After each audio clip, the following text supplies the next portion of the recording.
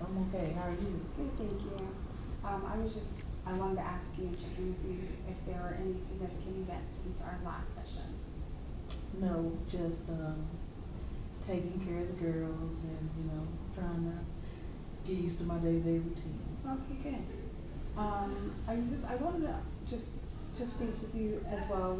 Last time we met, I gave you the sexual assault handout, right? Yes. Do you remember that? I do. Okay, and I just wanted to see if there are any issues with that. Did you have any response to that at all? No, it was fine. Okay. It was fine. Well, there are some common reactions that I wanted to just let you know about to the handout in general. Some responses that people can have. They can have some flashbacks. They can have some anxiety. Some people maybe become avoidant of certain triggers. So all of those things, I just wanted to also reconfirm with you that they are normal, and that if you have any of those symptoms, definitely feel free to come and talk to me. Use the coping skills that we've used so far. The breathing. The breathing, the calm. Okay. Right. And then you can use those to help yourself to calm yourself. Okay. I wanted to shift our sessions a little bit this time and talk about in vivo exposure. And let me explain, you might not know what that is. I don't know. So I want to explain that to you. One of the things that is created when, in our brains basically, is that we have this fear, right? We have something that we're afraid of or we're avoiding, and what happens is we create this hierarchy, what we call the exposure hierarchy, and it starts with fear, and then we create an avoidance or something. There's a response to that fear topic or issue that's coming up for us, and then we make a habit of removing ourselves from the situation or avoiding the situation, or there's a physical distress response that occur in us. I'm not sure if I completely understand. Can you give me like an example? Sure.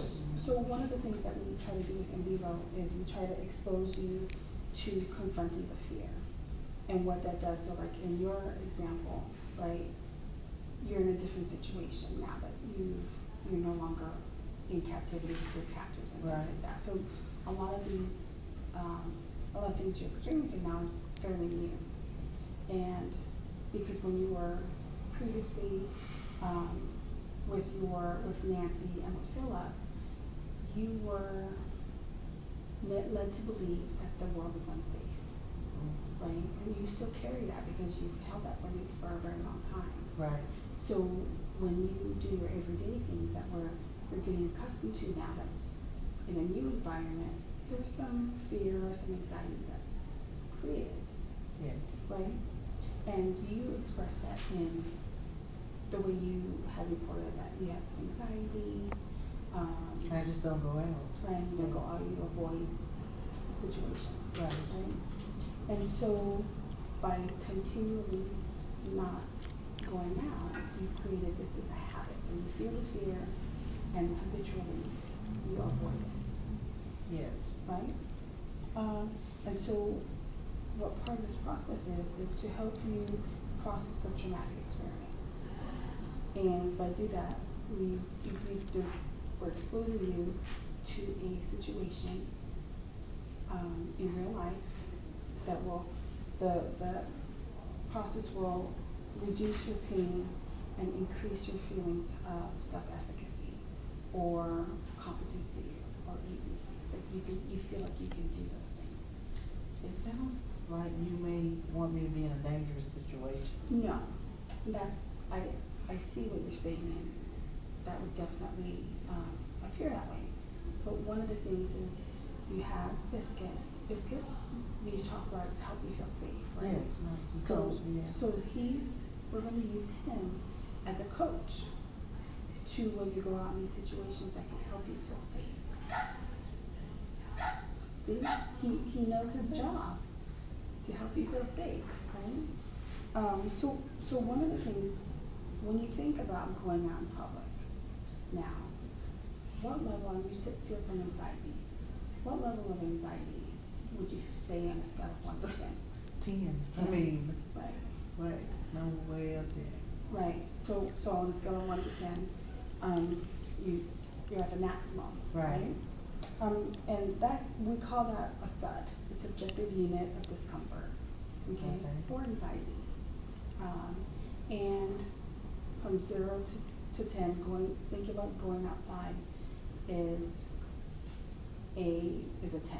Yes. What we want to do is we want to increase or decrease that level, that 10 to maybe a 5 or a 0 eventually. That wouldn't be something that we do right now. Okay?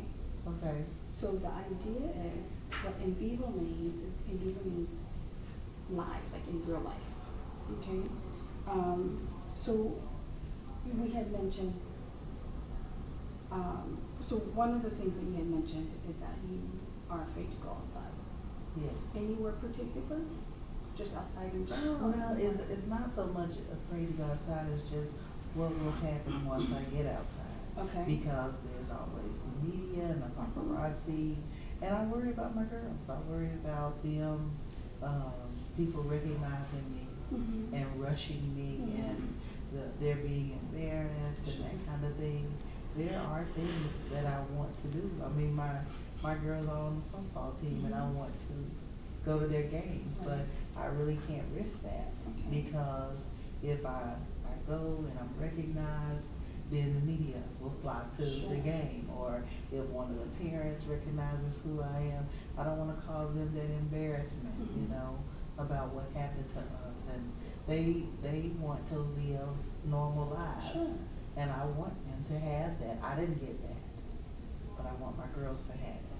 So out of all of those situations and scenarios that you just talked about, is there one in particular that we could just focus on for now? Well, I guess we could try to focus on going to the games or something, because I really would like to see them play. I want them to know that I'm supporting their new lives. Okay. Yeah. Okay. So going from your house to the park, is that within walking distance? It is. It's about 5 blocks. Okay, so from maybe the about house. 30 minutes or so? Oh, I don't think it would take me 30 minutes to walk 5 blocks. It would be more like 10 minutes. Okay.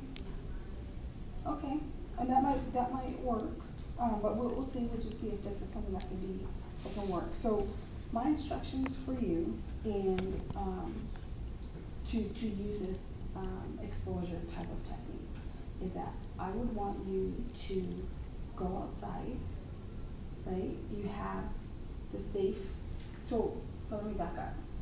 From your house to the park where they play softball, what kind of things would you encounter in those 5 blocks that may be unsafe for you? It depends on like if the media is posted outside my house. Okay. You know, if they're out there, I would have to go back in. I'd have to turn around because they would recognize me. Okay. And then I guess too, this would be after I got to the park and someone recognized me. Okay. That would be uncomfortable. Well, are there things that you could do while in the park or to maybe hide your identity from the media? I could wear maybe a hooded sweatshirt or something like that. Is there anything else that you could do that you have, things that you have in your home? You are exposed to? Sunglasses. Sunglasses? I have sunglasses. Or maybe sunglasses and a hoodie that you could get from your house to the park. Right. Okay. And then if you were able to do that and you took Biscuit with you, would that be something that you could do if you knew that you were safe? I could. As a matter of fact, I could walk Biscuit. And that would be some good exercise for him outside of the house. Okay. So what I'd like you, so I'm gonna give you some instructions, and you just need to follow my verbal. I'm gonna write it down for you as well, and my verbal and written instructions. So you can put your glasses on, your sunglasses, put your hoodie on, and I anticipate you're gonna feel nervous. Okay. Okay, so and you're gonna do this several times, okay? And one of the things I want you to do is you're gonna go from your walk, from your home to the park with your hoodie and your sunglasses on, with Biscuit. Ooh, I can try. You can try, but Biscuit, remember your techniques you already learned. The breathing, calm. Yes. You can practice before you open the door. Okay. And then you can use Biscuit as your safe person or safe thing. Okay. Right? And Biscuit can be the things that you find can be your safe, like your coach. Okay. So Biscuit's your coach, and you follow Biscuit as you're going to the park, and then he can be your safety coach. Okay. Okay, so I want you to feel the anxiety and use your techniques on your way to the park and while you're at the park. Okay, and I want you to be able to stand or withhold the anxiety for at least 30 minutes. Ooh. You'll be okay, right? That's a long. That seems like a long time. But you know, you have your safety coach. You have your calming. Would you be able to try it at least maybe once? I can try it. I just can't promise that I'll be able to get all the way to the park, but I can try. Okay, so that'll be your homework